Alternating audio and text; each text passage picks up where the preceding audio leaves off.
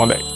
Real දේ කැමති ඕගොල්ලෝ කොහොමද සතුටින් ජීවත් වෙන්න කියන එක ගැන තමයි මේ වීඩියෝ එකේ කතා කරන්නේ. ඒක සාමාන්‍ය විනාඩි කිහිපයක එහෙම නැත්නම් එක සිද්ධියක එක දවසකට සීමා වූ සතුටක් නෙමෙයි. නමුත් දීර්ඝ කාලීන ගැඹුරින්ම ඔයගලන්ට දැනෙන සතුටක් ඇති කර ගැනීම. ඒකේ මුලින්ම කාරණයක් තමයි එතකොට ඔයාට සිදු වෙනවා කරන්න ඔයාව ඉන්ස්පයර් වෙන දේවල් ඔයාට එකෙන් ප්‍රතිඵලයක් හම්බ වුණත් නැති වුණත් ඔයාව ඉන්ස්පයර් කරන දේවල් ඉන්ස්පයිරේෂන් එකක් කියලා කියන්නේ ඔයාගේ සතුට ඔලුවට දැනෙන සතුටක් නෙමෙයි හිතට දැනෙන සතුටක් නෙමෙයි ඔයාගේ බඩට දැනෙන සතුටක් දැනෙන දේ.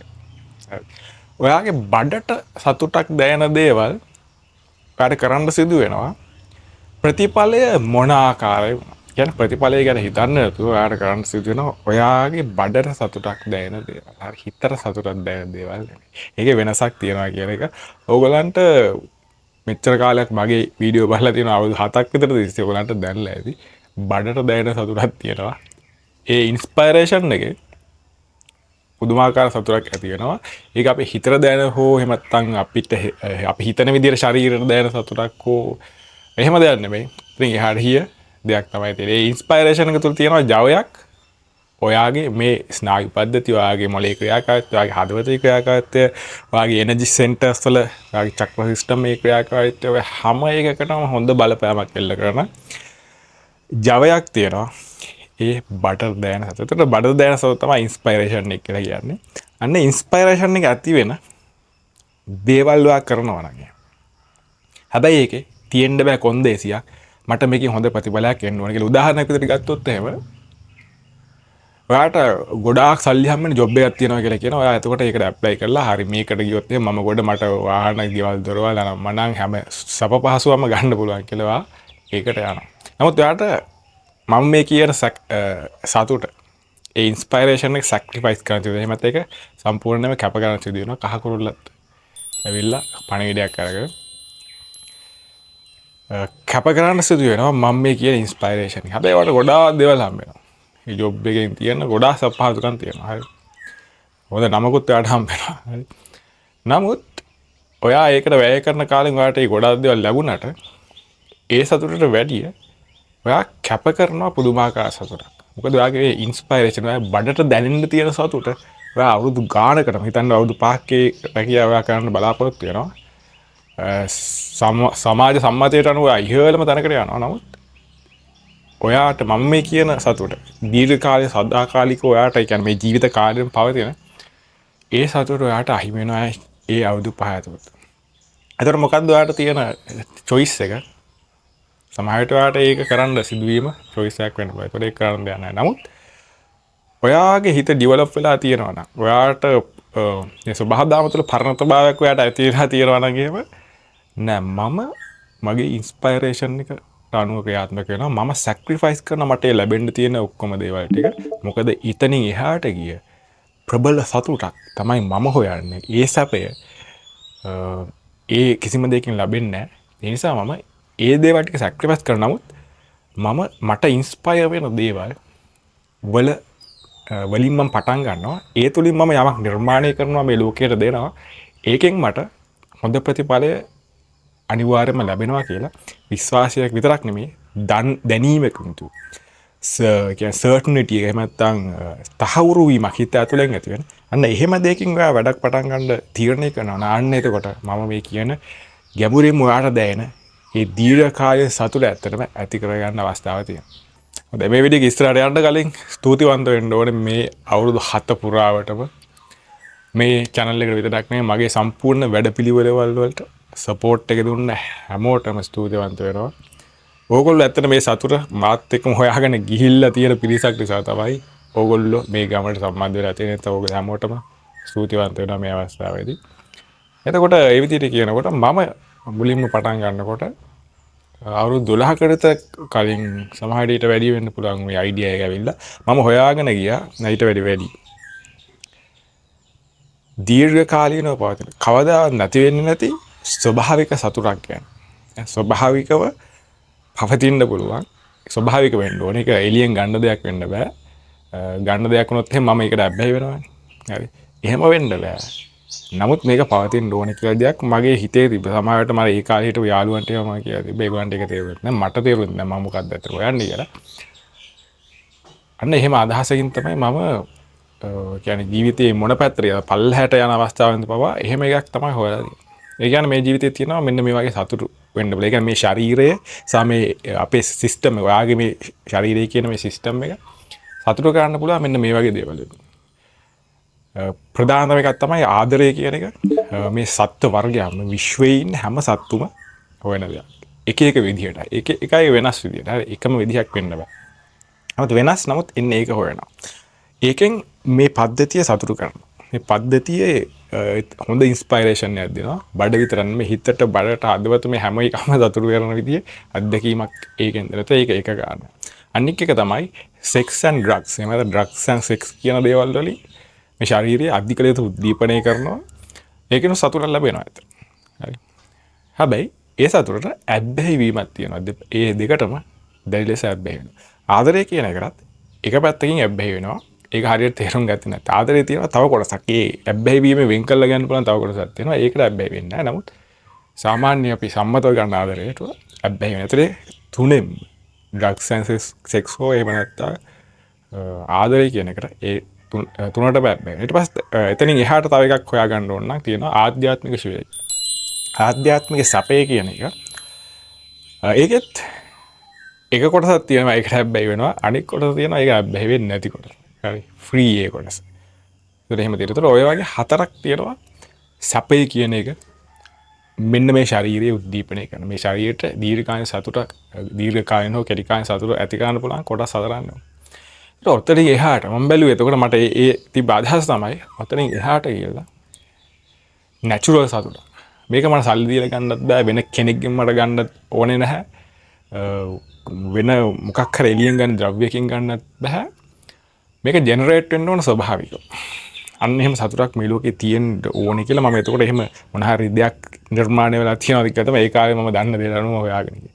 ඒකට එහෙම දෙයක් තිබ්බේ නෑ. නමුත් මට ඒක හොයාගන්න හම්බුනේ. එතකොට ඒක ස්වභාවික දෙයක්. ඒක අර මම කියපු මේ හතරටින් එහාට ගිය සතුටක්. ඒකට කිසිම දෙයක් මත ඩිපෙන්ඩ් වෙන්නේ නැහැ. කිසිම කවුරුත් කෙනෙක් මත හෝ මේ ලෝකේ දේවල් මත හෝ මේ ලෝක සිස්ටම් එක මත හෝ මුදල් මත හෝ කිසිම දෙයක් මත ඩිපෙන්ඩ් වෙන්නේ නැති පදනම් වෙන්නේ නැති රියල් දෙයක්. ඒතර අපි කතා කරන රියල් නොලෙජ් එකට වගේම රියල්ම දෙයක් තමයි යන්නේ. ඒතකොට ඒක හොයාගත්තට පස්සේ මම දැනගත්ත හරිය. මේක තමයි මම හොයාගෙන ගිහලා තියෙන. ඒතර අනික් දේවල් මට ලැබුණාත් නැතත් ඒ කියන්නේ මම මුලින්ම කිව්වා වගේ ප්‍රතිඵලය අදාළ තැන මම සැක්‍රිෆයිස් කරන දේ මම කැප කරන දේට අදාළව ප්‍රතිඵල මට නැති වෙනවා. මොකද මම මේ හොයාගෙන යන්නේ වෙන මොකක් දෙයක් නේ. එතකොට ඒකට අදාළව ගොඩාක් දේවල් නැති වෙනවා. නමුත් මට අවශ්‍ය දේ මම ඒකට හොයාගත්තා. හරි. එතකොට ඒක උදාහරණයක් තමයි අපි කලින් කියපු දෙයට ඔයාගේ බඩ සතුටු කරන, ඔයාව ඉන්ස්පයර් කරන දේ ඔයා කාලේ වෙන් කරන්න ප්‍රතිඵලය ඔයාට ආවත් නැත. අනික ප්‍රතිඵලය ඔයාට එන්න ඔයා හිතනකට වැඩිය වෙනස් ආකාරයකට ප්‍රතිඵල එන්න ගන්න. ප්‍රතිඵලය ගැන හිතුවොත් එහෙම ප්‍රතිඵලය ඔයාට මදි වෙනවා ඇත්තටම. හිතන්නකෝ දැන් ඔයා තීරණය කරනවා මට මෙච්චර හම්බ වෙනවා හරි මේ වගේ දෙයක් සතුටක් හම්බ වෙනවා හරි කියලා ඔයා තීරණය කළා. දෙකට ගියොත් එහෙම ඒ හම්බෙන එක ඔයාට ඇත්තටම ගත්තට පස්සේ අතට මදි වෙනවා. හරි එච්චර මට කියන්නේ මම හිතුවා මේකෙන් මට සතුටක් හම්බෙයි කියලා. නමුත් හිතපු විදිහ සතුටක් ඇත්තට හම්බෙන්නේ නැහැ කියලා. කොච්චර ප්‍රමාණයෙන් ඉහළ වුණත් ඒක හම්බුණාට පස්සේ ළඟා වුණාට පස්සේ ඒක ඒ අරමුණ ළඟා වුණාට පස්සේ ඒකේ තියෙන වැලියු එක ඇත්තටම හීන වෙලා යනවා. ඒක විඳිනකොට යා වැලියු එක විඳලා පස්සේ සමහර දේවල් තියෙනවා මේ ලෝකේ වැලියු එක එන්න හීන වෙලා යනවාලු. විඳින්න කලින් ඈත තියෙනකොට හරීම මාර ඉන්ස්පයිරේෂන් එකක් තියෙන ඒකවල. විඳලා පස්සේ ළඟට ඒක ආවට පස්සේ ඒකේ වැලියු එක ටික ටික බලන් ඉති පල්ලෙහාට යනවා කියලා අත්දැකීම් නැද්ද? එහෙමම නේද තියෙන්නේ. එහෙමම තමයි තියෙන්නේ කියන්නේ උගාන්ට ඒතකොට දැන් තේරෙනවා. ඊළඟට සතුටු වෙන්න පුළුවන් දීර්ඝකාලීන සතුට ඇති කරගන්න පුළුවන් ප්‍රධානතම අංගයක් තමයි මම හොයාගත්ත අපි රීප්‍රෙස් කරපු දේ නැත්නම් අපි යටපත් කරලා ඉපදිච්ච දාන යටපත් කරලා තිබ්බ ගොඩාක් දේවල් තියෙනවා අපි යටිහිතේ තම්පත් වෙලා අපේ අන්කොන්ෂස් මයින්ඩ් එකේ නැත්නම් මම කියනවා ඒකට ෂැඩෝ එක කියලා. ෂැඩෝ එක කියන සිස්ටම් එක ගැන ගොඩාක් කතා කරලා තියෙනවා. ඒත් මගේ දුනු විදු channel එක තුල. ඔයාලන්ට මතක ඇති දීර්ඝ වශයෙන් අපි කතා කරනවා යම් කිසි ආකාරයක මෙන්න මේව අපිට අල්ලගන්න බැරි 99%ම කොටසක් අපේ මේ අපි හිතන් ඉන්න අපේ ඊගෝ එකෙන් පල්ලෙහා තියෙනවා කියලා.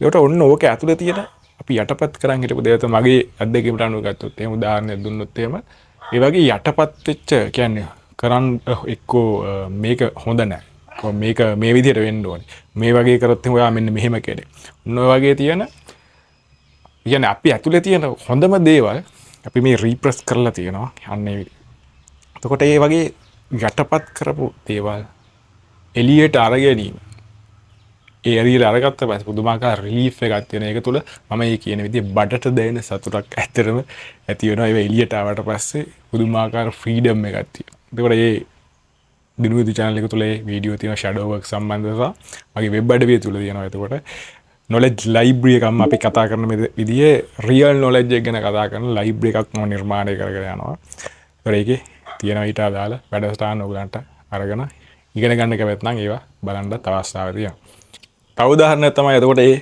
යටපත් වෙලා තියෙන දේවල් එළියට අරගෙන ඒවා එක්ස්ප්‍රෙස් කරනකොට එළියට ලෝකයට ඒවා එළියට දානකොට අපි ඒවා රිජෙක්ට් කරන්න ගන්නවා. එතකොට මම ඕන්තර රිජෙක්ට් වෙලා තියෙනවා. එතකොට මේ වීඩියෝස් පවා හරි. කියන්නේ ප්‍රතික්ෂේප වෙනවා.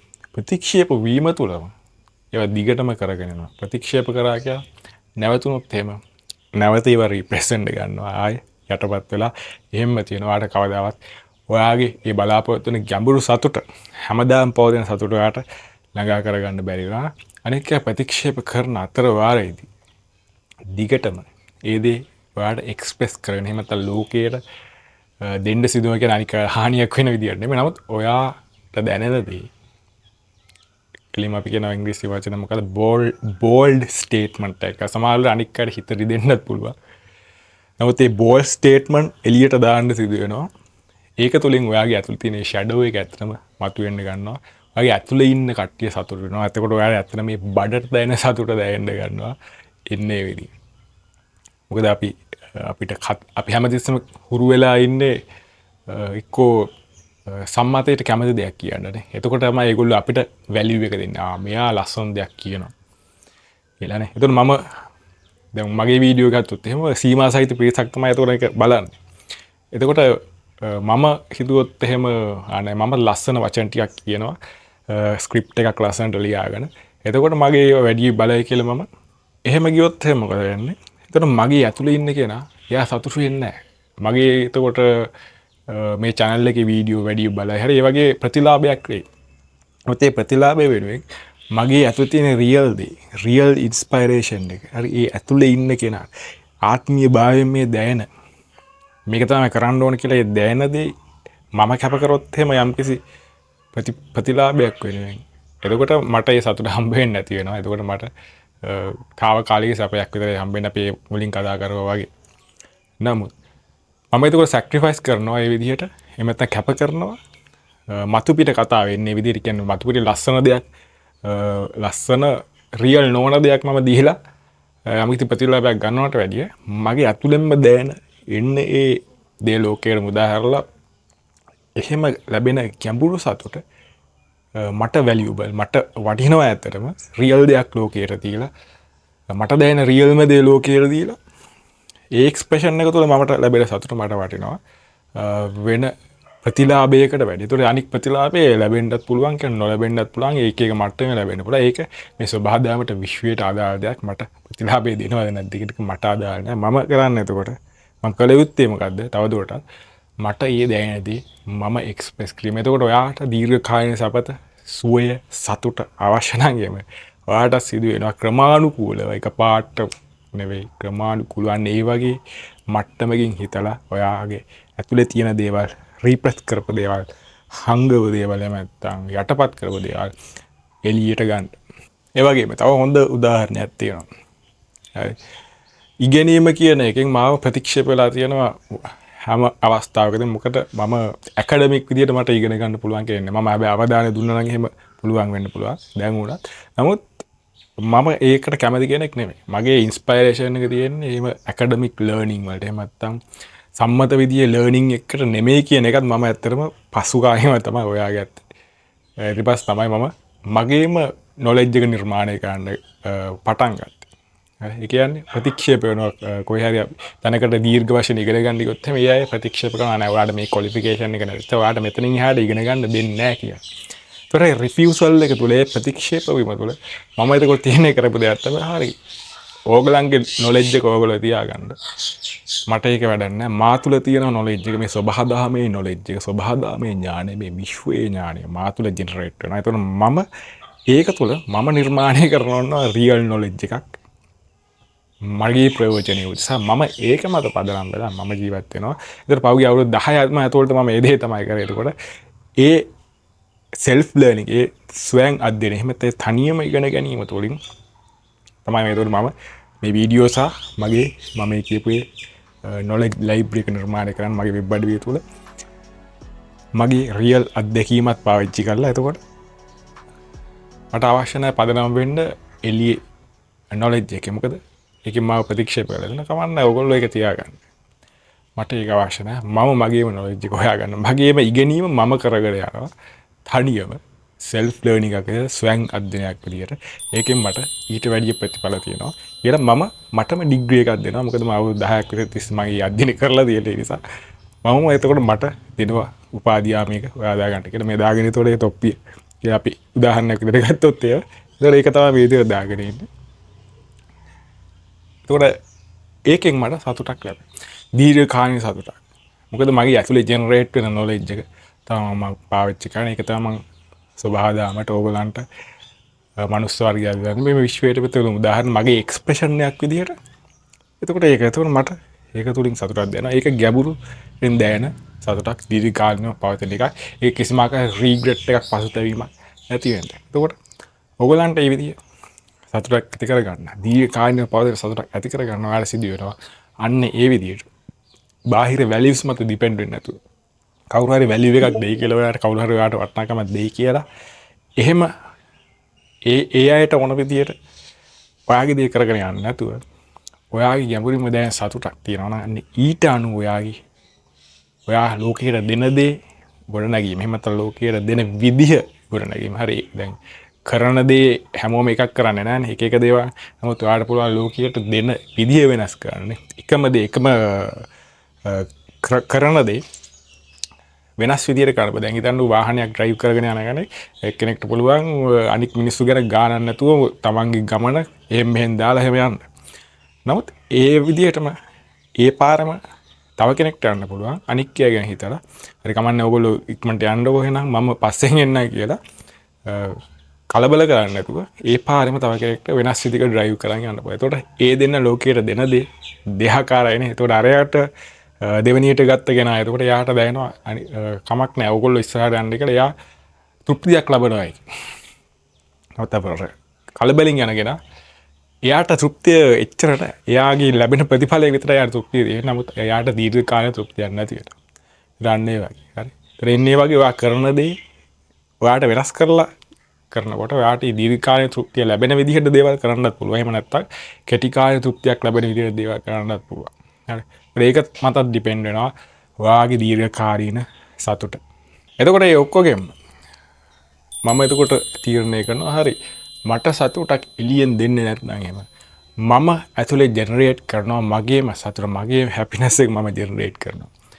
මට සෞභාග්‍ය සැප සම්පත් එළියෙන් මට හම්බ වෙන්නේ නැත්නම් එහෙම ගන්න එක අබ්බැහිවීමක් නෑ. එහෙම ගන්න එක එහෙම ගන්න එක මගේ කියන්නේ මගේ ජීවිත එහෙම නැත්නම් සාංශාරික අරමුණට ගැලපෙන්නේ නැත්නම් එහෙම මට ගැඹුරින්ම දැනෙන මගේ අරමුණට ප්‍රතිවිරුද්ධව නම් යන්නේ එහෙම දේවල් ගන්න එක මම සෞභාග්‍ය මගේ ඇතුලෙන් ගොඩනගන්න මගේ ටර්ම්ස් මත මම සෞභාග්‍ය ගොඩනගා ගන්නවා ආදරය කියන එක මගේ ටර්ම්ස් මත ගොඩනගා ගන්නවා එහෙම නැතුව මම සම්මත විදිහට තියෙන විදිහට මම ඒක අරගෙන යන්නේ එහෙම කරොත් මොකද වෙන්නේ ඒත් මගේ ඇතුළේ තියෙන ගැඹුරින්ම දැනෙන දෙයට ප්‍රතිවිරුද්ධව යනවා ඒ නිසා එහෙම කරන්නේ නැතුව මම මා තුලම ගොඩනගා ගන්නවා මේ ආදරය කියන මගේ ටර්ම්ස් මත ඒක ගොඩනගා ගන්නවා එතකොට මට සම්බන්ධ වෙන අය පවා ඊට අනුව අලයින් වෙන්න සිදු වෙනවා මොකද මගේ ටර්ම් එක වෙනස් මම මේ සම්මත විදිහට තියෙන දේ පරිභෝජනය කරන්න උත්සාහ කරන්නේ නැතුව මගේ මට දැනෙන දේට අනුව දේවල් ලබා ගන්න උත්සාහ කරනවා කියන්නේ හොඳයි එතකොට ගැඹුරින්ම සතුටු වෙනවනම් ඔන්න ඔය කාරණා පිළිබඳ සලකලා බලන්න ඔයාගේ ජීවිතය තුළ සිදු වෙන ඔය සඳහන් කරපු කාරණා ඔයාගේ ජීවිතය තුළ අනිවාර්යයෙන්ම ඇති කරගන්න පුළුවන් මම කිව්වේ එතන මට දැනෙච්ච දේවල් මගේ ජීවිතේ අත්දැකීම් මත සිදුවෙච්ච දේවල් තමයි එතන මම මේ විදිහට සඳහන් කරේ. ඔයාලට තවදුරටත් ගැඹුරින් ඉගෙන ගන්න කැමති නම් එතකොට මගේ වෙබ් අඩවිය තුළ තියෙන වීඩියෝ වැඩසටහන් ඒවා අධ්‍යයනය කිරීමෙන් ඔයා මේ රියල් නොලෙජ් එක ලෝකෙට දෙන්නත් සහයෝගයක් දක්වනවා, උපකාරයක් කරනවා. එදා යන ඊළඟ වීඩියෝ එක අපිට නැවත හමු වෙමු. ආයිබෝවන්.